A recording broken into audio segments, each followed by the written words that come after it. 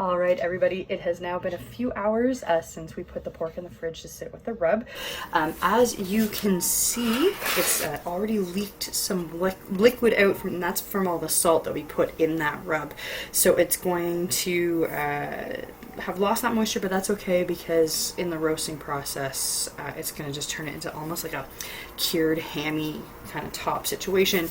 We're just waiting for the barbecue to preheat to 225 degrees. It won't take very long. That's not a very hot heat for a barbecue because we want to do this really low and really slow.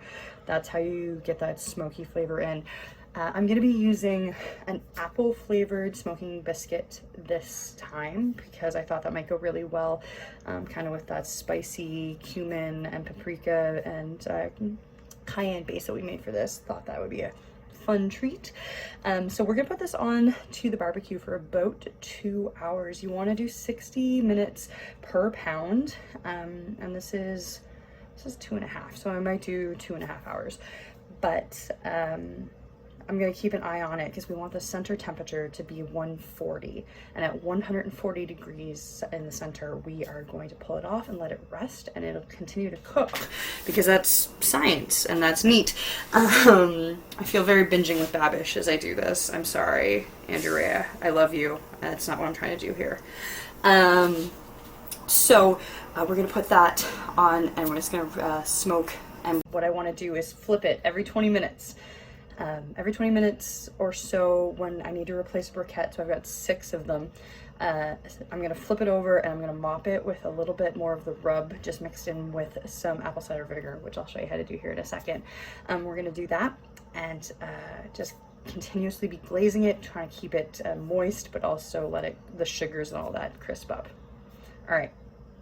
See you in a minute. I've decided to, just based on how wet it's looking, that I'm actually just going to sprinkle a little bit more rub on here and just really get it in there so that we're nice and saturated as we put it on the grill and get a nice crust going.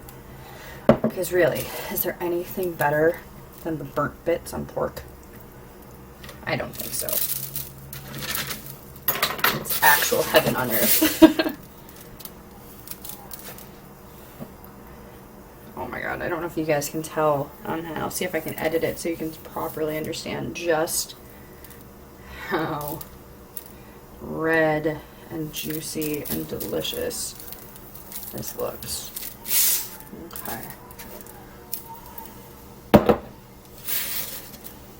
Time to go put this on the grill.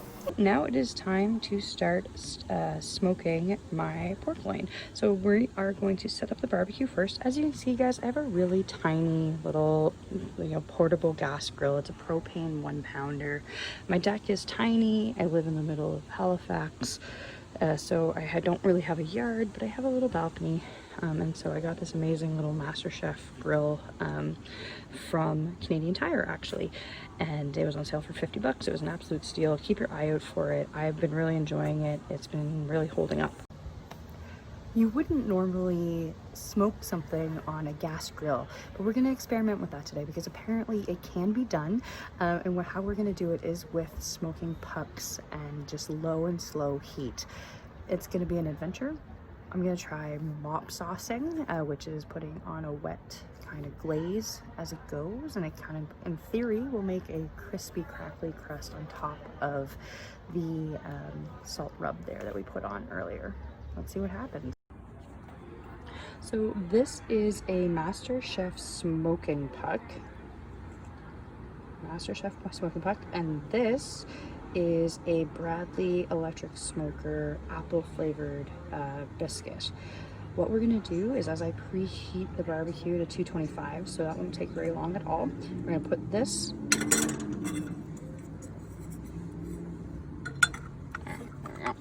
I'm gonna put that just right up there in that upper corner, and it'll take about 20 minutes for the smoke to start coming out of that, which is how long it will take to preheat this. Then once this one is full, we're gonna use these just directly on the grill like that. It's what they suggest doing on the packaging, so I'm gonna try both. And if not, I have more than one of those smoking pups, and we can figure it out from there. All right, so here we go. That is the rubbed pork loin on the grill. You'll see that I put it on top of the diffuser because it is technically supposed to be off direct heat, which in a one grill situation like this isn't actually possible. So I am going to try it over the diffuser. We're going to keep an eye on it. It might cook a little faster than if it wasn't over direct heat. I'm also keeping the lid open here because this is a really powerful little machine and it doesn't want to stay at 250. I'm also thinking that I might grab a briquette. I'm just going to toss it on now because it says to put it directly onto a grill.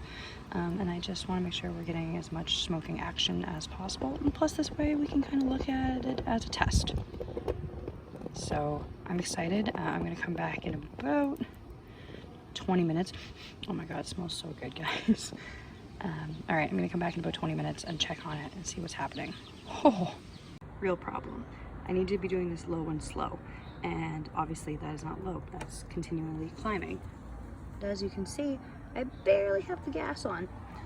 So because this is kind of the problem of doing this on a gas grill, because I can't keep opening this because I'm gonna lose all the smoke, which defeats the entire friggin' purpose. So what I'm gonna do is I took a sheet of tinfoil and I have folded it up into this rectangle. I might need to do it into a square.